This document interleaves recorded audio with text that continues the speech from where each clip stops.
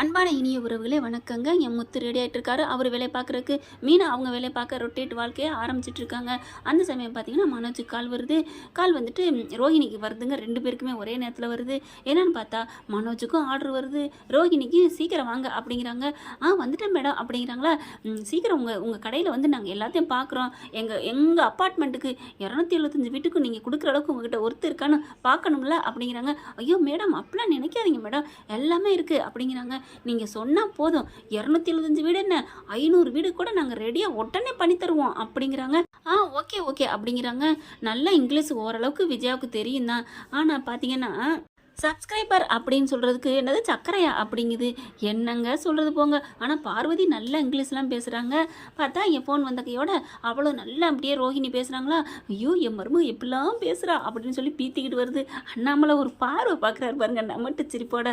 அது உண்மையில் அல்டிமேட்டுன்னு தான் சொல்லணும். ஏன்னா அடிக்க வேணாம், இப்போ எதுவும் பண்ண வேணாம், ஐயோ அப்படின்னு ஒரு தலையில் அடிச்சுக்கோம்ல, அந்த மாதிரி தான் பார்க்குறாரு. விஜயோட செய்கையெல்லாம் பார்த்துக்கிட்டு அடுத்து என்னம்மா என்னடா மனோஜ் என்ன ரோஹிணி அப்படின்னு கேட்க, இல்லை கடைக்கு ஆள் வராங்களா, நாங்கள் போகிறோம், அவங்க வந்து வர்றாங்க, அந்த கோகிலா மேடத்தோட ஃப்ரெண்ட் இருக்காங்க இல்லையா, அவங்க வர்றாங்க, கிளம்புங்க கிளம்புங்க அப்படின்ட்டு போகிறாங்க. எல்லாம் டக்குன்னு இவங்க 2 பேர் போன கையோட இங்கே விஜயாவுக்கு இருக்க முடியல. அப்படி ஒரு இது, என்ன பண்ணுறது ஒன்றும் புரியலையே, நம்மளும் போகணும், நம்ம மருமவ மயனும் எப்படி வியாபாரம் பண்ணுறாங்கங்கிறத பார்க்கணும் அப்படின்னு துடிச்சுக்கிட்டு இருக்காங்க விஜயா. அதுவும் இல்லாமல் இவளுக்கு இந்த மீனாவுக்கு ஆர்டர் கொடுக்கக்கூடாது, அதனால் அவகிட்ட போய் பேசணும், என்ன பண்ணலாம் அப்படின்னு சொல்லிட்டு சிந்தாமணிக்கு கால் பண்ணுறாங்க. சிந்தாமணியும் வந்துடுறாங்க. வரேன் வரேன் வரேன் இருங்க அப்படின்னு சொல்லிட்டு, பார்வதி நீ வா அப்படின்னு சொல்லிட்டு 3 பேர் ஒன்று சேர்ந்துக்கிறதுங்க. விளங்காமல் போகிறதுக்கு தான் 3 ஒன்று சேருதுங்க. பார்த்தா இங்கே பாரு, நான் கூட்டிக் கொண்டே ஏன் ஷோரூமுக்கு தான் வர்றாங்க, அங்கே போயிட்டு உன்னை பற்றி பெருமையாக எடுத்து சொல்லுவேன், என் மருமகிட்ட சொல்ல சொல்கிறேன், ரோஹிணிக்கு மீனாவை கண்டா பிடிக்காதான், ஏன்னா ஒரு டீ கூட வச்சு கொடுக்க மாட்டேங்கிறான், அவளுக்கு எதுக்கு போடுறது, என் மருமக வாங்கி கொடுக்குறா, என் மருமக மனசு அவளுக்கு தெரியுதா என்ன, அதனால தான் போயிட்டு உனக்கு ஆர்டர் வாங்கி கொடுக்குறேன் அப்படிங்கல. பார்வதி பார்க்குது, இல்லை விஜயா எனக்கு ஒரு மாதிரியாக வயிற்ற கலக்குது, நான் வரல. ஏன் அப்படிங்கிறாங்க. இல்லை நீ ஒருத்தி வாழ்க்கையை பறித்து இன்னொருத்தி வாழ்க்கை கொடுக்க பார்க்குற, இன்னொருத்தி கையில் அது வந்து எனக்கு பிடிக்கல, மீனா ரொம்ப நல்ல பொண்ணு, உனக்கு அவளோட அருமை தெரியலை, காலம் தான் உனக்கு பதில் சொல்லும், நான் வர்றேன் அப்படின்னு கிளம்பி போக, வர இவ எனக்கு ஃப்ரெண்டாக இருக்கிறதுக்கே தகுதி இல்லை, அப்படி தான் நடந்துக்கிறா அப்படின்னு சொல்லிட்டு, சரி வா சிந்தாமணி நமக்கு போவோம் அப்படின்னு கடைக்கு போகிறாங்க. ஷோரூமுக்கு போனால் இங்கே பார்த்தா அம்மா அவரை பார்த்துட்டு வாமா அப்படிங்கிறாங்க. வாங்க ஆண்டி அப்படிங்கிறாங்களா. அதுக்கப்புறம் என்ன வந்துட்டாங்களா அப்படிங்கிற, இதோ வந்துட்டாங்க பார்த்துக்கிட்டு இருக்காங்க அப்படிங்கிறாங்க. ஒவ்வொரு பொருளையும் அவங்க பார்த்துக்கிட்டே இருக்கிறாங்க. அந்த பில்டர்ஸ் ஓனரு சூப்பராக இருக்குது எல்லாமே, விலையெல்லாம் சொல்கிறாங்க. மனோஜ் குறைச்ச விலையாக தான் இருக்குது, பரவாயில்ல அப்படிங்கிறாங்க. சீக்கிரம் நீங்கள் வந்து மொத்தமாக எல்லாத்துக்கும் கொடுத்துருங்க, நாங்கள் எல்லாருக்கும் வீடை வந்து ரொட்டேட்டாக நாங்கள் கொடுத்துக்கிட்டு தான் இருக்கணும் அப்படிங்கிறாங்க. ஓகே மேடம் கண்டிப்பாக அப்படின்னு சொல்லிட்டு இருக்காங்க. அப்புறமா விஜயாவை பார்த்துட்டு வணக்கம்மா அப்படிங்கிறாங்க. அதுக்கப்புறம் இவங்க சிந்தாமணி என்னோட ஃப்ரெண்டு தான், என் மாஸ்டர், நான் வந்து இவங்களுக்கு சொல்லி கொடுத்துட்டு இருக்க மாஸ்டர் அப்படிங்கிறாங்க. அடுத்து சரி ஓகே அப்படிங்கல, உங்ககிட்ட ஒன்று சொல்ல வந்தோம் அப்படிங்கிறாங்க. என்ன சொல்லணும் அப்படின்னு கேட்க, ரோஹிணி ஐயோ என்ன சொல்ல போகுதுக்கு தெரியலையே குந்தாணி கிளவி அப்படின்னு இங்கே வைத்த புளியை கரைக்குது. அதுக்கப்புறம் ஒன்றும் இல்லை, என் மருமக நல்ல ராசிக்காரி, சீக்கிரமே அவள் கோடிசே வருவா, வரட்டும், இப்போ அதனால் என்ன அப்படிங்கிறாங்க. அதுக்கு இல்லை, என் மருமக சொல்லித்தானே இந்த எங்கள் வீட்டில் இன்னொருத்தி இருக்கிறா மீனான்னு பூ கட்டுறவ, அவளுக்கு நீங்கள் உங்கள் மொத்த வீட்டுக்கும் பூ ஆர்டர் கொடுத்தீங்க அப்படிங்கிறாங்க. நீங்கள் என்ன சொல்கிறீங்க புரியலையே. அட ஆமாங்க, 275 வீட்டுக்கும் பூ ஆர்டர் கொடுத்துருக்கீங்களா மீனாவுக்கு. ஆமாம் மீனாவை கொடுத்துருக்கோம், அவளை விட இவங்க தாங்க பெருசு, எல்லாத்துலேயுமே இவங்க தான் முன்னோடி கைதேர்ந்தவங்க, அவளை விட 5 ரூபா குறைச்சே கொடுப்பாங்க, அவளுக்கு 50 ரூபாய்க்கு பூ கேட்டிங்கன்னா அதை 40 ரூபாய்க்கு அவங்க கொடுப்பாங்க, என்ன சிந்தாமணி சொல்லுங்க அப்படின்னு விஜயா சொல்ல, சிந்தாமணி ஆமாம் நான் எல்லாமே பண்ணி கொடுப்பேன், நீங்கள் கவலைப்படாதீங்க அப்படிங்கிறாங்க. சரி அதனால் அவளுக்கு கொடுக்காதீங்க, இவங்களுக்கே கொடுங்க அப்படிங்கிறாங்க. என்னம்மா நீங்கள் என்ன நினச்சிட்டு இருக்கீங்க, உங்கள் மருமகங்கிறீங்க, மருமகள் கொடுக்கூடாதுன்னு சொல்கிறீங்க, எனக்கு ஒன்றும் புரியலையே அப்படிங்கிறாங்க. இங்கே பாருங்கம்மா, என் மருமக ரோஹிணி தானே நீங்கள் இந்த ஆர்டர் கொடுத்துருக்கீங்க, அவள் சொல்லித்தானே மீனாவுக்கும் கொடுக்குறீங்க, இப்போ அவளே சொல்லுவா, ரோஹிணி சொல்லு நீ சிந்தாமணிக்கு தான் கொடுக்கணும்னு சொல்லு, ரோஹிணி சொல்லு. ஆண்டி என்ன ஆண்டி சொல்லுவாங்கள்ல, இவங்களே குடிக்கிறது என்னமோ சொல்லுவாங்களாம், கொப்பளிக்கிறது பன்னீரில் அப்படிம்பாங்க, அந்த மாதிரி பக்கத்தலைக்கு பாயாசம் கட்ட மாதிரி இந்த பிள்ளை என்ன சொல்லும், ஒன்றும் சொல்ல முடியாது, ஏற்கனவே அடி வாங்கி தொங்கி போய் நிற்கிது. ஆண்டி நான் என்ன சொல்கிறது ஆண்டி, நீ சொல்லு தானே இவங்க உனக்கு ஆர்டர் கொடுத்துருக்காங்க, உனக்கு தெரிஞ்சவங்க தானே, இவ மீனாவோட இவங்க தான் நல்லா பூக்கட்டுவான்னு சொல்லு, அந்த மீனா முன்னுக்கு வரக்கூடாது, உனக்கு தெரியாதா நம்ம என்னென்ன பண்ணிக்கிட்டு இருக்கோம், சொல்லு ரோஹிணி சொல்லு அப்படிங்கிற சொல்ல முடியாமல் தவிக்கிறாங்க. என்ன ரோஹிணி என்ன சொல்லிட்டு இருக்காங்க உங்கள் அத்தை அப்படிங்கிறாங்க. கரெக்டாக அப்போ கோகிலாவும் ஃபோன் அடிக்கிறாங்க. நான் இங்கே தான் இருக்கேன், இந்த கடைக்கு வாங்க, ஷோரூமுக்கு வாங்க அப்படின்னு அவங்க சொல்ல கரெக்டாக கோகிலா வர்றாங்க. வந்து கேடு என்ன நடந்துட்டுருக்கு, வா வா வா கோகிலா அப்படிங்கிறாங்க. என்ன உங்கள் அம்மா வந்துட்டு உங்கள் மாமியா வந்துட்டாங்க போல இருக்கு ரோகிணி அப்படிங்கிறாங்க. ஆமாம் அப்படின்னு சொல்லி பேசிக்கிட்டு இருக்கிறாங்க.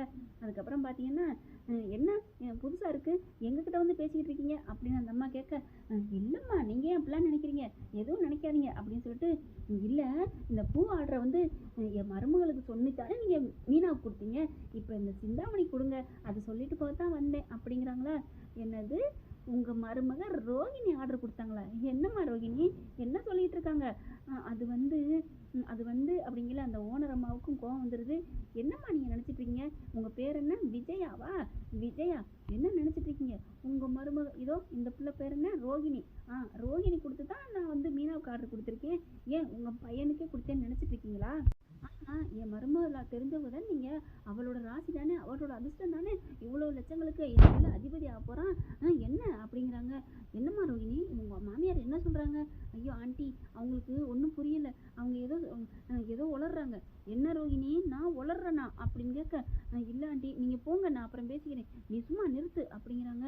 அதுக்கப்புறம் ஏதோ ஒன்று நீங்கள் போட்டு எடுத்து பண்ணிட்டீங்கன்னு தெரியுது, ஆனால் நான் சொல்கிறேன் இங்கே பாருங்கம்மா, நீ வந்து இந்த டாக்டர் பட்டறை வாங்குறதுக்கு என்னென்னமோ பண்ணீங்க பாருங்க, அதே மாதிரி இப்போ உங்கள் மருமகளோட சேர்ந்துக்கிட்டு பண்ணுறீங்களா. இந்த ஆர்டரை வந்து உங்கள் மருமக இதோ இந்த ரோஹிணிக்காக நாங்கள் கொடுக்கல, எல்லாமே மீனாவுக்காக கொடுத்தது. மீனாகிட்ட நாங்கள் பேச வந்தோம், பூவுக்கு ஆர்டர் கொடுக்கல தான். அப்போ தான் சொன்னிச்சு என் அண்ணன் வீடு இந்த மாதிரி வச்சுருக்காங்க, எங்கள் குழந்தை என் வீட்டுக்காரோட அண்ணன் வச்சுருக்காரு, அவருக்கு இந்த ஆர்டரை கொடுங்க அப்படின்னு அந்த பொண்ணு தங்கமான மனசு உங்களுக்காக வாங்கி கொடுத்துச்சு. அப்போ கூட கமிஷன் ஏதாவது வாங்கிக்கிறீங்களான்னு கேட்டதுக்கு, எனக்கு கமிஷன்லாம் வேண்டாம், அவங்க நல்லா இருந்தால் சரி, நீங்கள் அவங்களுக்கு இந்த ஆர்டரை கொடுங்கன்னு அந்த பொண்ணு எப்படி பேசி வாங்கி கொடுத்துச்சு. அதை விட்டுட்டு அந்த பொண்ணுக்கு இந்த அம்மா வந்து ரெக்கமெண்ட் பண்ணா நீங்கள் நினச்சிட்டு இருக்கீங்களா. என்னம்மா உன் டாக்டர் பட்ட மாதிரியே இதில் என் மூஞ்சில் கறிப்பூசை பார்க்குறியா ரோகிணி, இது சரிப்பட்டு வராது, மீனா சொன்னாலேண்டு உங்களுக்கு நாங்கள் ஆர்டர் கொடுத்தோம், இங்கே பாருங்கள் நம்ம போவோம் வாங்க அப்படின்னு கோகிலாவும் சொல்ல, அந்த அம்மாவும் ஆமாம் எனக்கும் பிடிச்சிக்கல, நம்ம வேற ஆள்கிட்ட போய் கொடுத்துக்குவோம் அப்படின்னு அங்கேருந்து கிளம்புறாங்க. ஐயோ அம்மா நில்லுங்க அப்படிங்கிறாங்க. மனோஜ் வந்துட்டு பின்னாடியே ஓடி வராங்க, ஆனாலும் கேட்காம எல்லாம் போயிடுறாங்க. ரோகிணியை பார்க்குறாரு மனோஜ். என்ன ரோகிணி அப்போ நீ ஆர்டர் வாங்கலையா, அது வந்து மனோஜ் அப்படின்னு பம்முது. விஜயாவுக்கு செம்மக்கும் வருது. அப்போது இந்த ஆர்டர் மீனாவால் வந்ததா, நீ என்னமோ மீனாவுக்கே நான் தான் வாழ்க்கை பிச்சை போட்டேங்கிற மாதிரி பேசுகிற, உனக்கே அவள் தான் காரி துப்பிட்டு போயிருக்காளா. அப்போ நீ என்னடி நினச்சிட்டு இருக்க. ஐயோ ஆண்டி கடையில் எல்லாரும் வேடிக்கை பார்க்குறாங்க, நாளைக்கு என்ன மதிக்க மாட்டாங்க. நீனே மதிக்காத செல்லா காசு தானடி, இப்போ நீ ஜீரோ தான், உன்கிட்ட ஒன்றுமே இல்லை, என் பிள்ளையோட சேர்ந்ததுனால ஏதோ நீ உனக்கு மதிப்புன்னு இருக்குது.